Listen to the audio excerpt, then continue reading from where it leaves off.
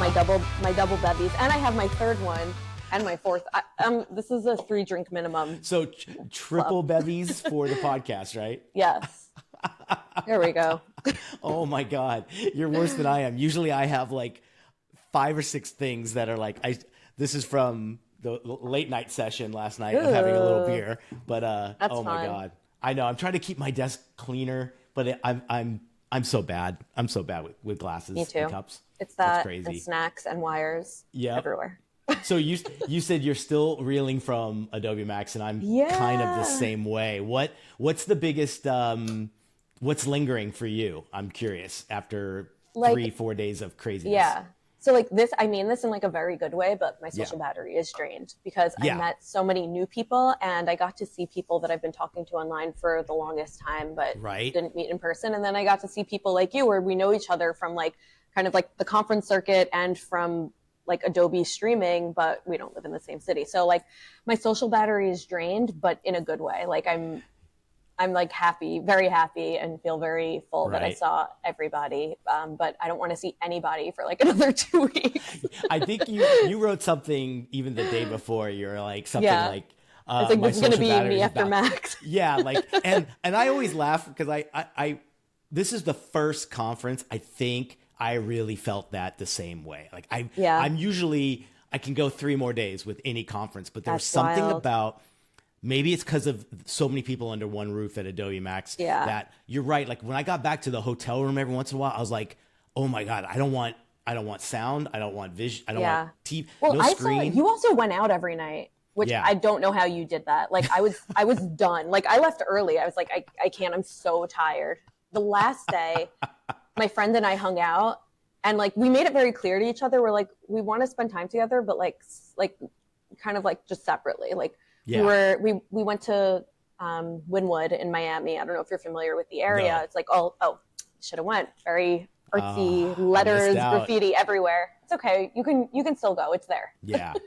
But like in the cab ride there, and while we're sitting at the restaurant, we weren't ignoring each other. We just needed to not talk. She's like, I think people probably think we hate each other. I'm like, no, I think it's really great that I could sit in silence with you. Yeah.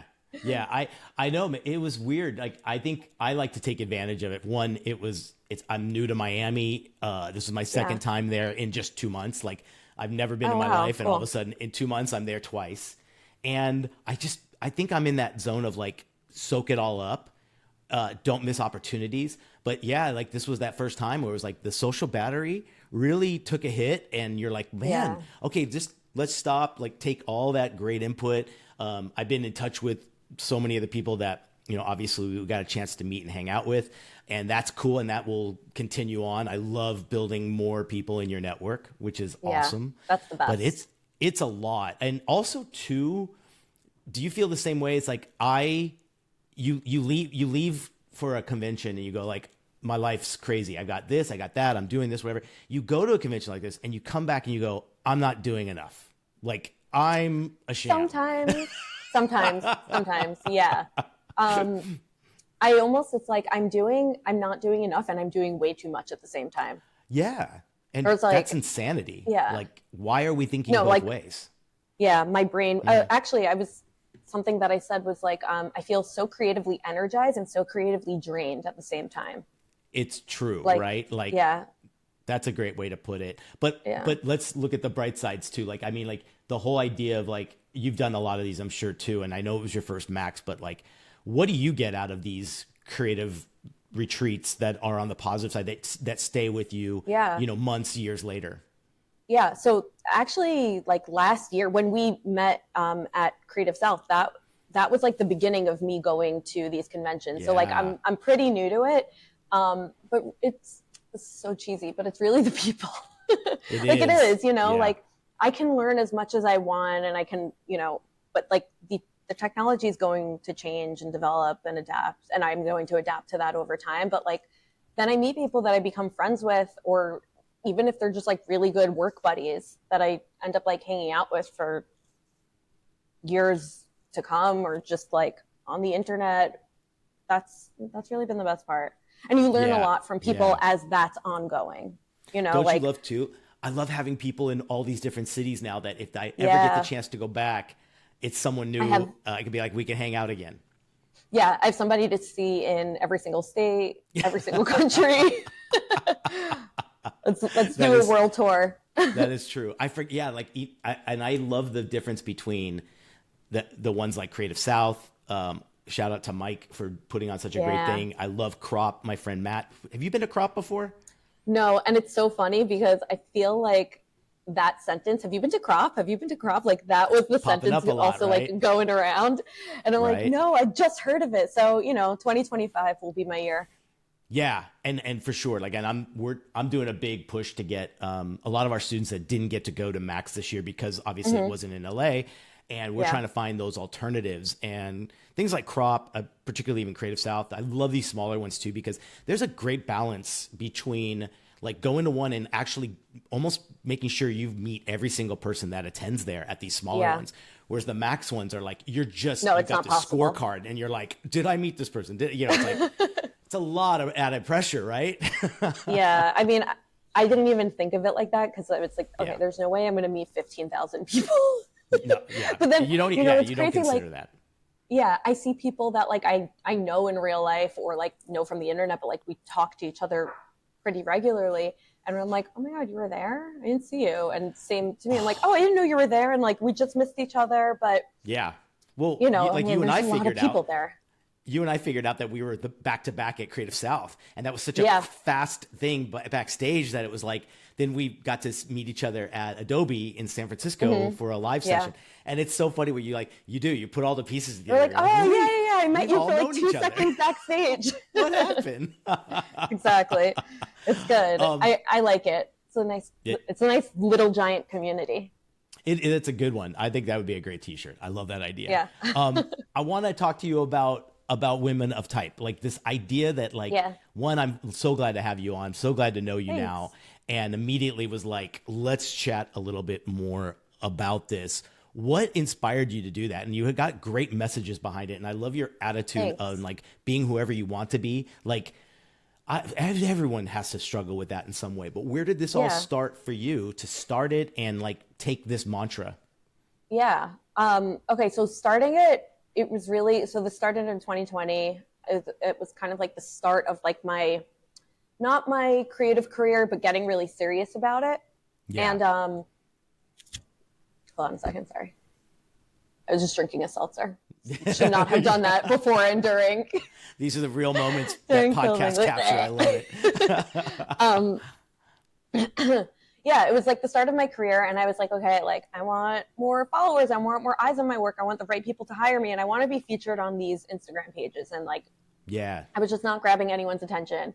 And I'm like, oh, this sucks. And then I was like, wait, I'm gonna make my own page. I'm gonna feature myself and everyone's gonna be obsessed with me. And then like very, very quickly, I was like, oh, this actually is not about me anymore. This is so much bigger than I expected. So it happened accidentally, but I'm really happy that it happened. And in terms of like just be whoever you want and do whatever you want, like or do whoever you want, I guess, as long as they also are on board with that. Sure. Yeah. It's, I don't know. I've kind of like always, that's been kind of like my life mantra as long as I can remember. Just, I don't know how to not be me. Yeah. Like I think about times in my life when I was younger where like I tried to be something else and like I was always so miserable and like I also failed. Like I wasn't able to be anyone or anything other than what I am. And like that's a very abstract concept. But I guess like once I kind of understood it for myself internally, it was just a lot easier for me to continue being me and not have to like try to do anything else. Yeah. Did it sounds like it came natural to you? Because I know for a lot of folks, and particularly like I can even see my students, or I can even say myself sometimes, it's like, I think sometimes it's like being yourself with your art and your creativity feels vulnerable, or like, oh, this one's going to be a failure. I know my track record is if I emulate or if I'm doing something that's truly curated by other amazing design, mine's going to probably suck. Like, where does the confidence, did the confidence, like, did you see your work like shift when you took that different kind of approach? Um, so I have to say my parents were always amazing and like really encouraged me in my work and were always like, we're so proud of you, you're so talented. So I feel very, very lucky to have had that and still have that Yeah. because I know that a lot of people don't. So I think a lot of my creative confidence was instilled from such a young age. And then, that kind of like nurture versus nature. And it was almost like I had both of those luckily because my mom is also a very creative person. She's an artist. And yeah, I don't know. Yeah. I don't know how to explain to get there from not getting there. But I mean, I still struggle with like not knowing like I don't know everything. I don't even know Yeah. everything about myself. I don't always know who I am on any given day, but I just kind of do what feels right for me. And then if you're talking about like curating your work towards like I guess somebody else's work, I was just speaking with somebody about this and or maybe no, somebody was giving a talk about this. And you were there at the Oh, at the at the pre-conference summit? thing. Yeah. Yeah, Hmm. I forgot which speaker said it, but they were like, it sucks if you want to copy me, but if you want to copy me, just know that you're already one step behind. So Yeah. like So you can smart. copy somebody, but you're going to be behind. However, I do think that it's not only okay, but I think it's integral to like look at other people's work and maybe take inspiration from it, not copy, Yeah. but Yeah. inspiration in the sense of like, okay, I really like this piece. What do I like about it? And why do I like it? And then take that tiny, tiny, tiny little thing and then put that into your own work in your own way. So, like, I find that a lot of my work is inspired by vintage and nostalgia and like specifically like really old, like toy and kids packaging. But if you look at my work, it doesn't look like that. But looking Yeah, at you're that right. I work, see what you're it saying. yeah, Okay. my work doesn't look like that. I think my work looks relatively like very modern. But if I if I think about what inspires me to create certain things, I'm like, okay, well, it's this shape in the A, and then there's this flourish, and then you just take it and make it your own. And I think that's a very important distinction between like of what inspiration should be. That's a great kind of test for anybody that's trying to find their look and feel. Like, you know what it's inspired from. I feel like I pull from the same inspiration you do. Nostalgia is my favorite word. Yeah, Anything yeah, in it's great. It's the toy, best. packaging, back in the day, like vintage stuff. But you just don't replicate it. Like, look at it closely to see what bits and pieces can Hmm. you take and Yeah, inject into your own work in some way, shape, or form. Right? yeah, like really, like what is it about this that I like? What is it about it that I Yeah. enjoy? Is it just like, can you take away keywords like it's playful and it's innocent? Okay, then that's take that now and move that into your work, but it Yeah, doesn't have to look like the inspiration you're talking about, right? yeah, absolutely. I've actually have though been very slowly venturing into like that vintage packaging design look, and it's just something that I've been playing around with because I realize Yeah. that it's something that I'm so inspired by. So I'm like, okay, like maybe I can make some things, just for myself to play around and then like hone my own style within that like genre of style Yeah. or yeah, genre of design aesthetic. Perfect timing because I'm like just starting like this vintage cold brew bottled design for a Ooh, client, but it's still so. Yeah, sometimes I wish I had more of the freedom of. I'm not a solo artist where I do work for myself. My work is all commercial, and it's like hmm, sometimes I think I'm getting the sign like the knockings on the door like I need to do more for myself because like yeah, as fun as this project is, I still have to stay within the brand guidelines that we created, and those keep us in like a really kind of like tunnel vision approach. Whereas yeah. I want that freedom to be doing mostly the work I do. What balance do you say that you do that is fully expression by you and then what percentage is like driven by client and brand Yeah, or that's a really things like good that? question. At the start of my career, it was I'll do whatever you want. I don't Yeah. care. Like you want the most Say boring thing in the yes. world, I'll do it. Yeah. Like Yeah. I just needed the work. And now it's gotten to like I try not to take on jobs that aren't asking for my style or something close to my style because like I don't know, I want to enjoy it. I want to love it and like doing like very corporate design isn't for me. Some people love it and they're so good at it. I'm like, I could do it. I don't really want to. Like, unless you're paying me $1 million, I'm kind of like, I don't know. Then I'll think about it. Yeah, I'll think about it, maybe. Yeah, but yeah. I'm very big on create the work that you want to be hired for. And True. That's not to say don't take on a job because it's not within like the creativity that you've been putting out. But wouldn't it be so much more fun if everything that you got hired for was stuff that you were already doing? Yeah. Like, and that's so fun. Success stories, that is particularly everybody who talked like at the summit the day before, Max, Yeah, kind of had that same story where it's like, and I've heard it 1,000 times, and yet that's what I promote. Like, that's what I put out there is the work I want someone to hire me for sure. But then there's also that like, there's the stuff that kind of pays the bills that's not sexy and you don't put it out there. And that's needed. And I think, isn't it cool that artists are transparent with that? I've heard that from the biggest names in the industry that like, you know what paid for my mortgage? You'll never see you just have to take, I mean, I did so much, I don't even, pharmaceutical, internal email pharmaceutical design. And they paid very well, wow. Right. This was years ago, but I was so stoked at the time because they were also a retainer client. And I was like, oh, yeah, amazing. I don't know, not that I don't know what I'm doing, but I'm like, this has nothing to do with me other than I'm just throwing things up on the artboard. But yeah, yes. But don't you find that gives you the freedom then to be experimenting with women of type, trying these different things, right? Like, oh my gosh, that gives you the green light to do the things that like, there's definitely a balance. Whoever you want to be. Mm-hmm. Yeah, exactly. So you got to celebrate those for sure. Like, and hopefully I feel like it sounds like you've gotten to the point now where it's like the hiring and the people that come to you, most of the percentage is in the zone that you want to be. And maybe you still dabble in a few of those other things, but that's kind of wouldn't that be the goal of anybody that's like trying to shoot for something? Yeah. Yeah. Like, that's great. I definitely still do take on jobs that don't fall into like what I'm obsessed with. But like you said, that gives you the freedom to do more of what you are obsessed with. Yeah. Yeah. That's cool. Do you feel like this freedom again has like change your, let's say, optimism or just pure enjoyment of what you do as a career? Oh yeah. I mean, doing whatever you want is great. And whenever and wherever. Like the fact that, I mean, let's take away family, friend, and social responsibilities. I can essentially go wherever I want and still get work done and still get paid and still live my life. I do have a family and I have dogs to take care of and I have a spouse, so not exactly doing that. But if I wanted to, I could probably figure that out and be like, okay, you know what?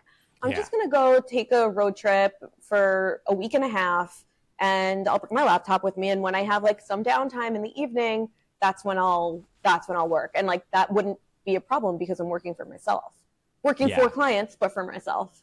And that comes with a lot of hard work behind it. Like you don't you don't just like fall into that position. I always call it like your reputation, right? Like it's like if your reputation has those moments of you've gotten good clientele, there's a good reputation and a good people are referring you and all that kind of stuff. That's the machine that I think allows you to do what you just described so effortlessly. Like again, it's like I think a lot of us go like, "Oh, I want that tomorrow." It can't happen without a lot of that hard work, right? Some of the best advice that I got from a mentor, like early on in my career, is like, you got to eat shit.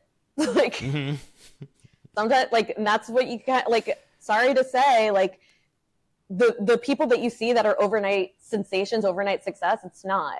I think most people at this point kind of know that, but a lot of people don't. And they're like, wow, they just popped up on the scene out of nowhere. It's like, no, that's like years and years and years of hard work. And then they finally got noticed by someone or something, and then that pushed that over the edge. But this is like, it's decades of work. Yeah.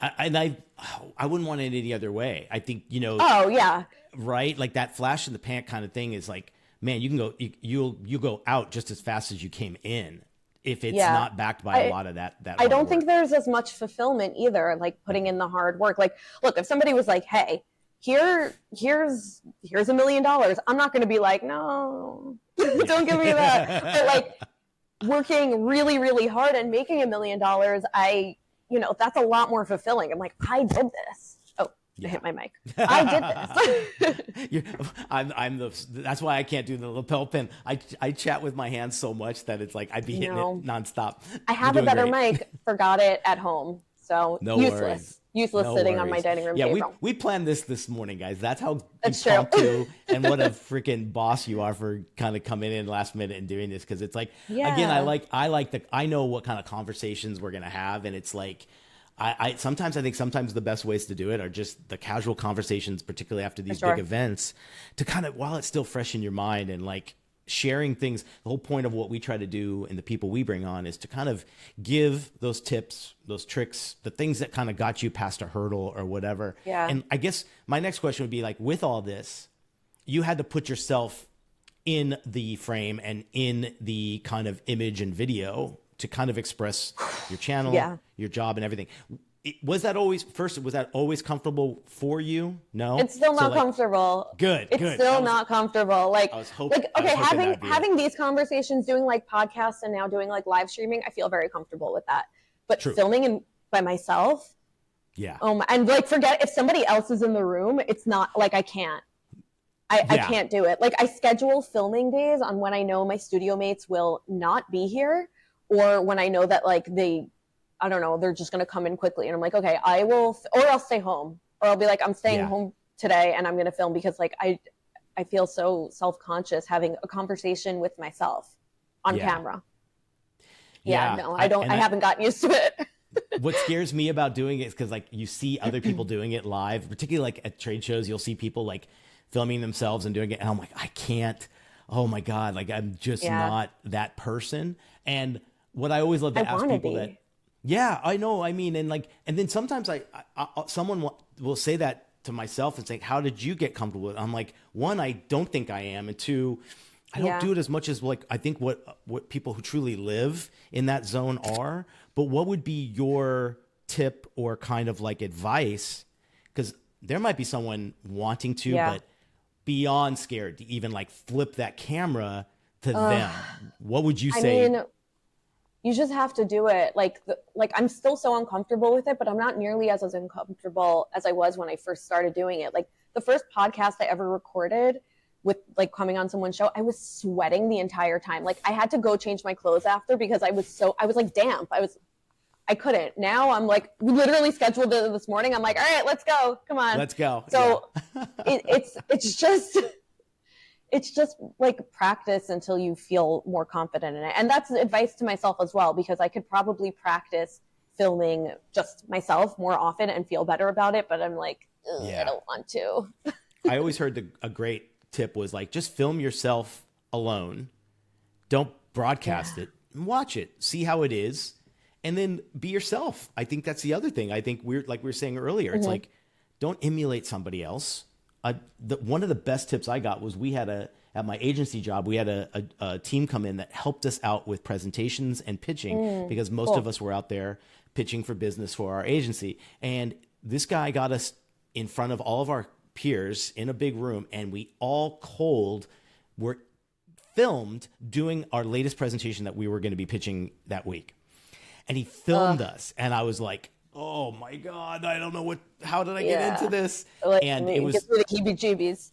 And everyone was like, Nick, you came off like you were a news reporter. Like you weren't talking the way you do when you're just in conversation. I don't know that guy. I was like, and I was the first to say like, play the tape. There's no way. And we watched it and I was like, run it back. Shattered. I was like, and then I realized too, I was trying to be more the salesperson than the creative talking about the inspiration of the art, right? So I always think that's the best thing to do. Tape yourself, look at it. Maybe a friend or family member can watch and kind of help you out. But if you just try it out, if that's something you want to do, like, why not? Like, I know. And it's so interesting because in like having like regular live conversations, I did an Instagram live this morning, just talking to the camera.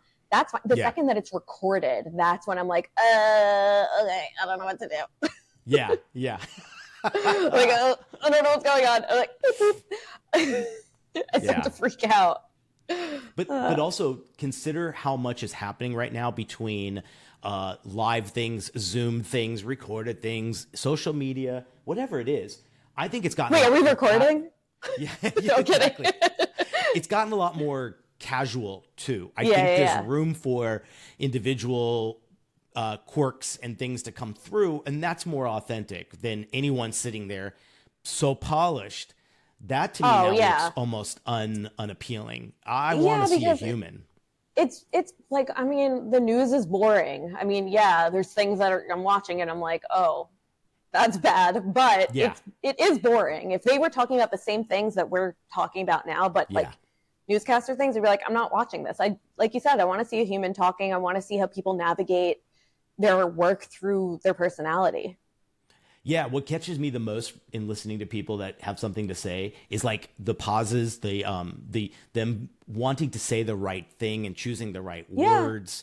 Like to me, that's normal, that's natural, that's everyday conversation. So those are the big takeaways I usually get in talking with people is those true moments, and being vulnerable, being transparent, talking about a failure or two, because it can't all be, roses and success here. Right? It's not. Wait, what do you mean? Yeah, it is. Yeah, only when you got those glasses on that you need to. You're big on this experimentation and this idea of trying a million different things. What helped bring that to kind of your reality? Is that just something ADHD. Again, natural? Yeah. Okay. Good. Walk me through something that has been the formula. Going into a project, maybe it might be, or whatever it might be. How is this trying a million different things plugged into your process? So, like, I mean, if I have a brief, that's one thing. I'm not going to, especially for a client, I'm not going off the brief. You're paying me to do a job, I'm doing it.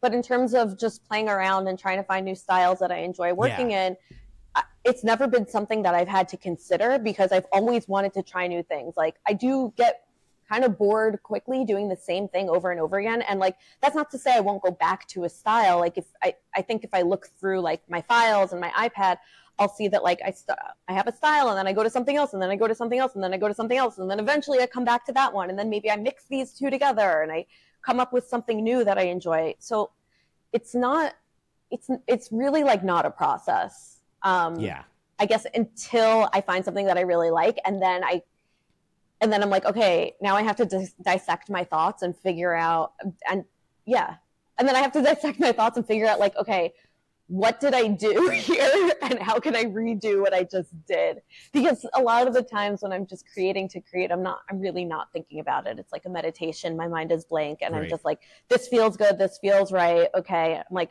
cool. At the end of that creative session, do I really like this? Do I want to see more of this coming from myself? Sometimes that's no. Sometimes I create something, I spend 5 hours, 6 hours on a piece, and then I'll be like, that sucks. Like I'm not sharing that. I'm never looking at it again, but it's still, it's learning and it's exploration. And I think it's very important to know what you don't want to do as much as it is to know what you do want to do. It may be even more important, Would you call it being a perfectionist, or is that just your natural flow? That's how you work. Yeah, I think that's just how I work. That sounds authentic to me, because I think it would be a different vibe if it was like perfectionist, like like keep trying. This isn't good enough. You know when it's the cream of the crop. You know when it's like that's the project. That's the like this feels like on. Me. This is this is the feeling and the vibe that I was trying to evoke from creating this piece. And like my work doesn't necessarily like mean anything. Sometimes, most of the time, it doesn't like have like this big meaning behind it. Like I consider myself an artist, but not in that respect. Because I mean, I'm also like a commercial artist, so there's that piece to it. But it doesn't have to mean anything, but I'm like, okay, I want to create something that makes me feel X, Y, and Z when I look at it, but also while I'm creating it. What do I want to feel while I'm creating it? And then I put that into the work, and like, I don't necessarily have the words for what that is and what that looks like in practice. Again, maybe it's a natural flow of yours, right? It's just I'm like, and in a way that's amazing, but in another way I'm like, I wish I could put this into words so like I can give it to the people. I see what you're saying. Like you want to wrap it up into a little formula to say here's Yeah, how it works. Like, and it's hard to interpret that. I think totally. anything that is your process and you only know that, how do you describe it? See, like I'm so Yeah, the opposite, Jess. Like I wish I had an ounce of that. Like I don't know we if could it's trade.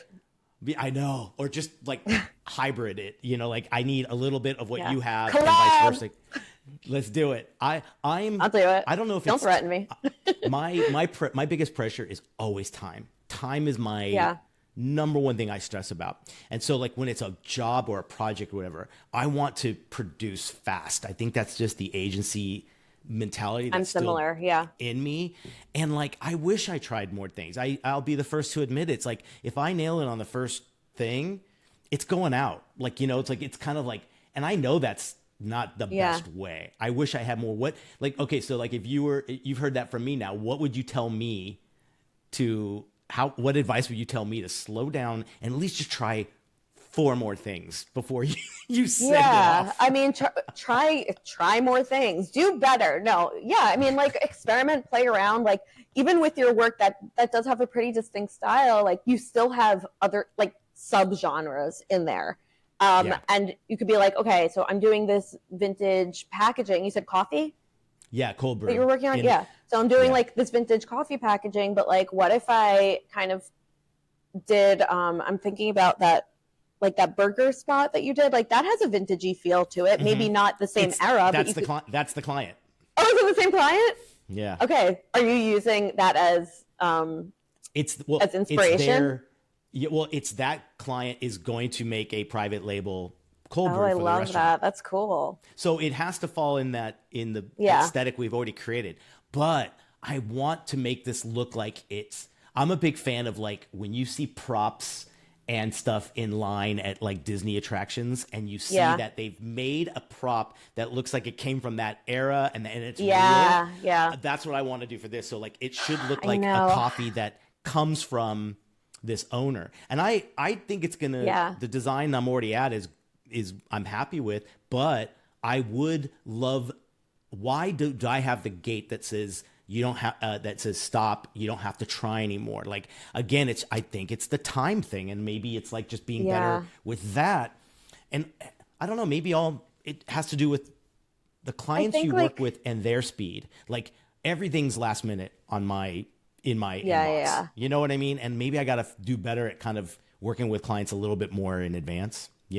Something. Yeah, they're like, hey, I need this tomorrow. It's like, okay, well, that was yesterday. And That's true. Well, I mean, maybe this is a practice that you could do, and like this would require some extra time on your end. But like, if once you're done with the project, like maybe just like do a personal project version of those. It's like, okay, like what would I do if I didn't have to match it to this aesthetic, but it was like kind of open ended, but like in the vintage vibe. And then like, I don't show that to the client because then they'll be like, okay, well, you made me the other thing. What the hell? But like, it can give you maybe just like a better idea on how you can switch it up a little moving forward. Yeah. It's like an escape. Like it's almost like giving yourself that permission to say, this does not get judged. I would almost do that after you bring up a good point. Like I would love to like finish it. Don't send it to the client. Then do what you said and give myself the permission to try the one that's not considered decent to them, but maybe it does, right? Like, and if the feedback's great, there's the confidence to try it again and keep doing it. Absolutely. That way. Yeah. Especially if it's clients that you've worked with and they're familiar with like work that isn't similar to the new thing that you're putting out. And they're like, ooh, this is new from you, but I actually kind of like it. Don't you love surprising people if they get to know you too well, particularly like an ongoing client, and you can shock them with something. So like I'm all about trying the unconventional thing. Like we all could be very conventional in our delivery and what we design for clients. And I'm always trying to be like, surprise them, give them something different. So I like that. I got to start listening myself. I want to talk about young creatives, and as a teacher, and I know you get to meet a lot of them, and I'm sure you get a lot of people maybe even chiming in on social. There's a huge like epidemic of them feeling an uncertainty of where they're going to go, what kind of creative they'll be, what's their path, all that. I think anyone experienced sees that and goes, oh, just, you don't have to worry about it. It's going to happen. But flip that. What advice would you give to someone if they came to you and said, like, Jess, like, I love where you're at. This kind of stuff. You've picked your lane. How do I do that? How do I do that? Yeah. I have no idea what the years ahead of me are going to be. What's the tip? I really would say, like, you don't have to worry about it. Like, I mean, obviously you need to think about your future. You can't just live in la la land, but like, you don't need to plan it step by step. The things that you want to do, the things that you're good at, and the things that like are going to move you forward consistently in life are going to change. Like, it's not always going to stay the same. I started off doing like acrylic painting, and I haven't picked up a paintbrush in forever, but, and I thought that's what I wanted my career to be. And maybe it could have been, but like, it's going to change, and you don't need to put so much pressure on yourself to figure it out. You really don't. Like, do what you want, do what feels good to create, and then just put your energy towards what feels good. And if that's a million different things, that's fine. Yeah. What would you say too about, what would you say to them? How would you tell them to be open to the endless possibilities that are going to cross your path in the future that they don't know anything about? Yeah. I mean, you don't know what you don't know. Mm-hmm. You don't know what you don't know. And there's no way for you to know what you don't know until you know it. So like, it's just, I don't know. What would I say? Like, hang on, hold on tight. Hold on tight. That's exactly it. Like, I hear their like concern over like, maybe it's because, look, there's a pro and con to social media and the fact that we are all sharing our work like crazy more than ever. And so I think I think the pressure they have that I don't remember having at that age was that they're seeing countless examples of creativity and people in creative industries. Yeah. And they're wondering, why don't I have that position yet, or that role, or that status? Okay. Well, first of all, you're talking about like teenagers? College, even college, the college. Okay. Well, like I don't think that if you're young, that means that you're not successful, but most of the time it takes time, and you just haven't had those years in your life yet to get there. Like, it just takes time. And like I said, you might have to eat shit. You might not, but you probably will. Yeah. Yeah. And it's just time. Time is on your side too. Of course. But also time is of this, like, they see it as tick tock, like time is passing. Literally. I don't have anything yet. Because they're obviously, like you said earlier, a lot of these people, it looks like an overnight success. And so like, I think plugging in reality to them every once in a while and giving them that reality check, like, I show them examples of like alumni that are maybe 4 years out and from school, and they just found that branding is the thing they want, or entertainment design is the thing they want, or they love the web and UX UI world. Like, they weren't even that when they left school. So it's kind of like, I always say, like, school is just the beginning of it. Your first few jobs are truly where you are going to find yourself and grow the most. So again, hold on. Yeah. I think that's the best way totally. to say it. I'm also just go for the ride. I'm not coming from a background of a formal education. I taught myself everything too. So it's like, wow. For the longest time, I felt so behind, because I was like, well, even if I know all of the things that these people know, they have a completely different experience than I do, and have like, they got these assignments and they learned how to do this and they learned how to do that. And I felt very behind, but like, behind of what? Behind of who? Yeah. Like, yeah. You're just doing your thing. Yeah. I have had some of the best conversations with folks that were self-taught, and it's so different from my background and then to what I get to do as an instructor. And I see the advantages. I really do. I think if you're built for it, sky's the limit on being a self-taught creative at this point, right? Like, there's so many amazing examples of people out there that just didn't do the formal way. It's awesome. Yeah. I mean, especially 2024, 2025, beyond, like, there's no excuse for you not to be able to learn something that you want to learn.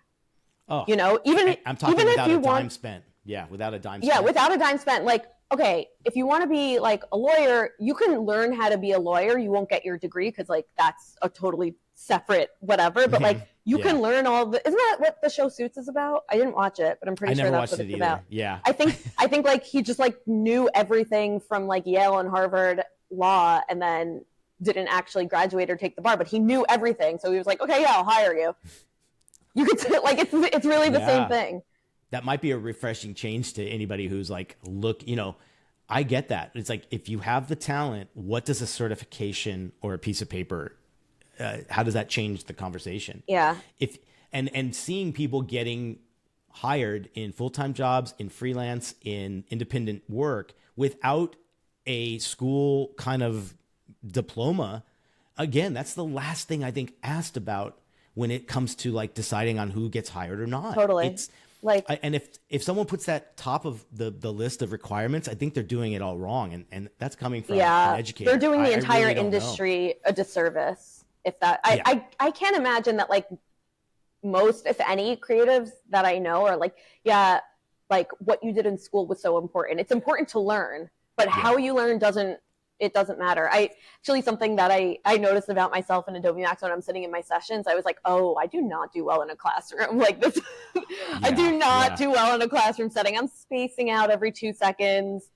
And like that's fine. So I can learn everything else, but YouTube or Skillshare or I don't know, like Adobe Live. There's so many ways to learn, and so many of them are free or like really, really financially accessible. Yeah. Yeah. No excuse anymore, for sure. Stay in school though, if you're in school. If you're in there, yeah. And if you're in my class, please. We're going through that midsummer. Yeah. Yeah. It's not that they don't go to school. It's more of like, if you aren't going to school, if you can't for whatever reason, like there's no shame in it. And like you can still build that confidence whether or not you have that formal education. And if you have the formal education, then you better kick ass with it. Better take it and run. Yeah. And if not, I'm just being silly again, now. the mentors out there are email, a DM away. Like that's the coolest thing about that as well. Reach out to those folks. Everyone's in that zone of wanting to spread a little bit of that info. Like I love that part. I think hearing great stories about students who have reached out to folks and hearing that everybody's so open to that is wonderful. It's just a great thing about our community. Like I said, it's a very large, small community.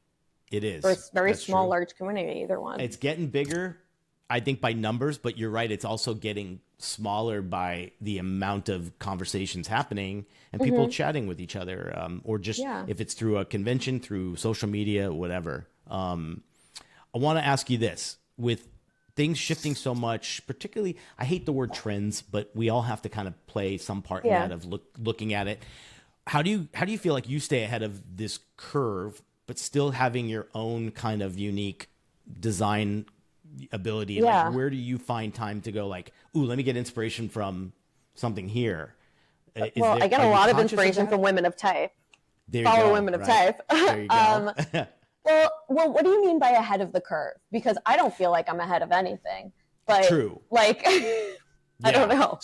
So if it's constantly shifting, meaning like, or what's your whole take on trends? Like, do you take them to a point where it's like, it's gospel, or it's more like, avoid? No. Because like if it's risen to the top, that's my philosophy usually. Sometimes it's like that. It might be time to like not use that on your mood board or not be influenced by it in any way. But what do you think? I think somewhere in between, like you're always going to have clients and people and even yourself that are, like you are influenced by what's popular. And that's not to say that it's bad, but if you want to put out unique work, I'm not going to say don't follow trends, but like take inspiration from those trends. Like I've said this so many times. I hate the Y2K trend of like everything looks like, and I think that's because we lived through it and we're like, okay, listen, stop, like enough. We did this already. It didn't work out then. It's not working out now. But there are aspects of the Y2K trends that I really enjoy and I really appreciate because it does fall into nostalgia. I made stickers for women of type that were Tamagotchis. I love that.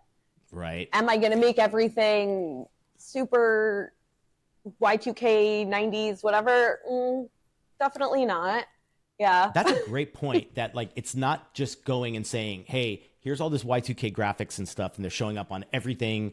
Like, let me just use the captions and the floating dots and the whatever it is, right? Yeah. You found a cool little like nostalgic kind of pulse of that time, and then got inspiration from it to do something as well. So it's almost like use the idea that it's widely accepted and widely loved at the moment, but can you find your own spin on it?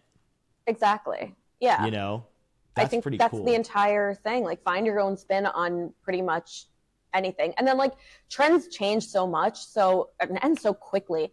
So if you're putting your all into a trend, one, if you're copying what somebody's doing, you're already behind. And two, it's going to change. It's going to change tomorrow.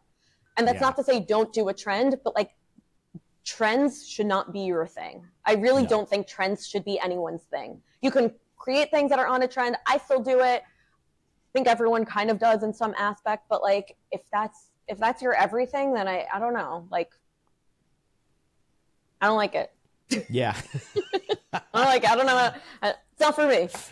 Well, you know what's interesting? I heard that someone wrote something interesting about the Y2K phenomenon, that it's nothing new, right? Every, 20 or 30 years, a trend will come back. This is the first time it was done with a generation that is from iPhone and internet on. And they're all saying, like, how dare you bring it? Like, it's got to go away and whatever, even though it's nostalgic. But it's kind of funny, whereas, like, because everyone's so vocal and has a voice now in some way, that's why you're hearing so much trash about it right now, which is kind of funny. Oh, it's totally. Like when the 80s made their, everything has made their time back, which is kind of funny. Yeah. So I mean, like, I remember growing up in the 90s, new. like 70s nostalgia and fashion was very in.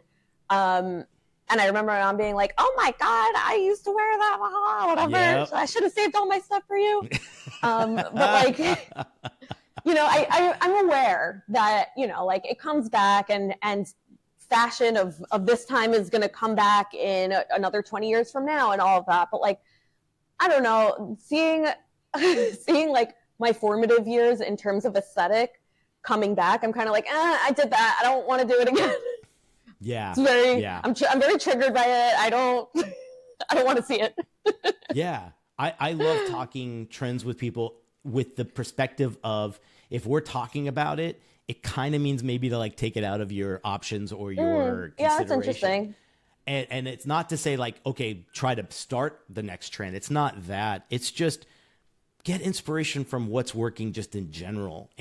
But more specifically to the road or the brief that you're working on, what does that need to be? Because every audience is different. Not everyone's going to just, I think social media is like, not a specific audience, right? So that's why when something like the Y2K thing comes out, everyone's using it, hoping to just like, let me just throw it out there and see what actually what hooks. I do that sometimes, where I'm like, this is trending, and I'm kind of like seeing a dip in my followers. Let me put something out there that is like kind of like a low hanging fruit, an easy grab, and see what happens. Like, I definitely have done that. Like, I'm not gonna act like we're all guilty in a way too. Yeah. But I think if you can keep that filter alive and say like, ooh, I'm going down a road here of trends or whatever it might be, I should probably venture off into, again, try a million things, do something like that's more true to you. And then maybe it's just, people just need that permission. And I think that's the number one thing that a lot of times people need to give themselves the permission to. And I think that might be kind of like a harder part of like, you can get the outside validation, but like, would you still be doing X, Y, and Z if you weren't? And I think that's hard to figure out. Would you still be working in this style? Would you be still working in this medium? Would you still be creating this type of work if you weren't getting the accolades for it? I think most of the time with creatives, it's yes. Yeah, same. It's like, I think try it out. What do you got to lose? Exactly. You know? You have everything to gain. No, really, you have everything to gain. That's true. That's true. I think your story kind of plays that same song. It's kind of like, if you let yourself do what you want to do, try all these different kind of perspectives and things like that, and see and build. I love what you said earlier about like, if it wasn't out there, I'm just going to build it for myself, right? Like that's again a permission thing that I think a lot of people don't think they have. Like, you could do whatever you want. I mean, there's limits with the law, but like I guess technically you could. No, like, here's the thing. You can do whatever you want. There also are consequences to your actions. Of course. However, you can do whatever you want. Yeah. And let's say it pushes the boundaries. I'm going to get in trouble. Just keep it to yourself. But if it absolutely. straddles it and might be provocative or might make someone be inspired to do the same thing, share it with someone. Like, I think that's the number one message, right? Is like, see what happens. Like, again, there's no law in not wanting to try something different and put it out there and see, because nothing's getting to the point where it's like, that's not going to crash your career. All it's going to do is make someone go, what I will appreciate in that, what I would appreciate in that is that I'd look at someone and be like, wow, risk taker. Like, damn, like that's, you don't see that often. Like, you know, I think there were a few people that showed some stuff at Max that I was like, whoa, okay, I need to take a few more risks here. Yeah. You know? Yeah. That's what I took away. I am looking forward to seeing you sharing some really weird, funky, totally not your style work in the next couple months. That's what I'm looking towards. Deal. I'm going to do it. Yeah. I think it's time. Where could everyone find you? Go ahead and prop anything you want. Yeah. Give us the pitch. Okay. So you can find Women of Type at Women of Type on, I'm pretty sure, almost every platform, and womenoftype.com. And then you can find me and my work at Chick of All Trade and chickofalltrade.com. And yeah, give me a follow because I want those numbers up, baby. Let's just be honest, right? Yeah, whatever. I mean, and you know what? If anyone's listening and they're hiring, I'm available. There you go. See?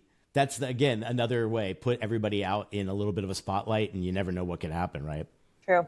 I love it. Any parting words for everybody as far as, like, even just, I think everybody wants to be a bit of a type artist. And, you know, if they're a little reluctant to try, what's your number one tip to just start a fun typography job? Literally just start it. Like, if you know how to write, then you can do it. Yeah. That's all. That's literally it. If you know how to write, then you could do it. So you're already you could there. do it.